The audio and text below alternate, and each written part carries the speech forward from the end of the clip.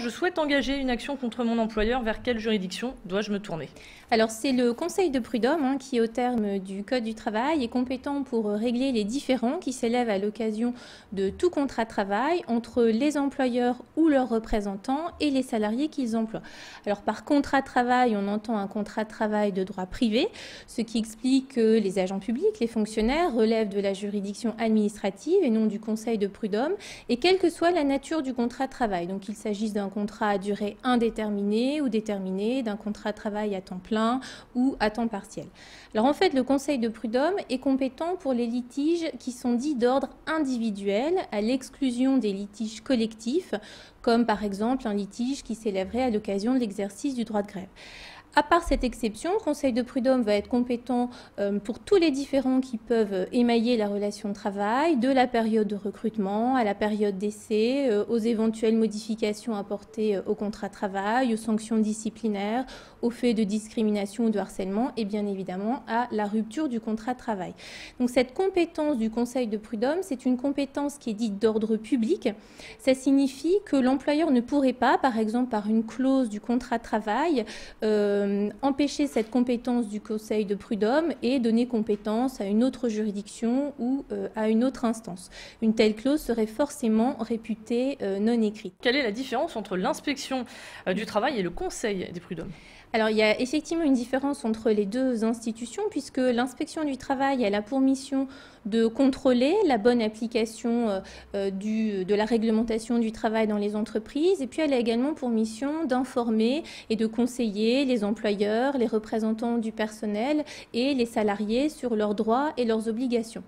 L'administration du travail, donc par l'intermédiaire de ses inspecteurs, est également compétente pour autoriser les ruptures du contrat de travail des salariés protégés, comme les représentants du personnel, et pour homologuer les ruptures conventionnelles.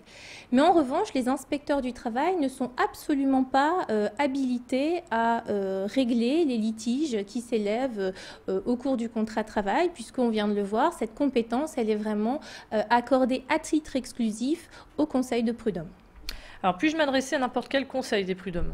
Alors non, on ne peut pas s'adresser à n'importe quel conseil de prud'homme. Le Code du travail fixe ce que l'on appelle des règles de compétence territoriale qui permettent de déterminer vers quel conseil de prud'homme se tourner. Alors ces règles de compétence vont varier en fonction des circonstances dans lesquelles est effectuée la relation de travail. Lorsque la relation de travail est effectuée dans un établissement, ce qui est le cas le plus fréquent, le conseil de prud'homme compétent sera celui du ressort de cet établissement. Comment faire si je souhaite engager une action devant les prud'hommes? La procédure est-elle la même que je sois employeur ou salarié? Alors la procédure est relativement simplifiée puisqu'il suffit de déposer une demande au secrétariat greffe du Conseil de prud'homme ou de lui adresser par lettre recommandée avec accusé de réception. Donc très souvent les conseils de prud'homme mettent à disposition des justiciables des formulaires qu'il suffit de remplir très simplement. Vous pouvez également vous-même élaborer votre propre demande que l'on appelle une lettre de saisine en indiquant le nom de l'entreprise contre laquelle l'action est dirigée, en indiquant un certain nombre d'informations sociales sur cette société et puis bien sûr en indiquant les chefs de demande, c'est-à-dire les demandes qui seront formulées et sur lesquelles le Conseil de prud'homme sera amené à statuer. Et la procédure est exactement la même lorsque c'est l'employeur qui veut de son côté engager une action contre un salarié. Alors justement, quelles sont les étapes de la procédure prud'homale et combien de temps dure-t-elle en moyenne? Alors, la principale caractéristique de la procédure prud'homale, c'est ce que l'on appelle le préalable obligatoire de conciliation, qui fait qu'on va d'abord essayer de rechercher un terrain d'entente entre les parties et ce n'est qu'en cas d'échec que l'on passera à une phase de jugement proprement dit.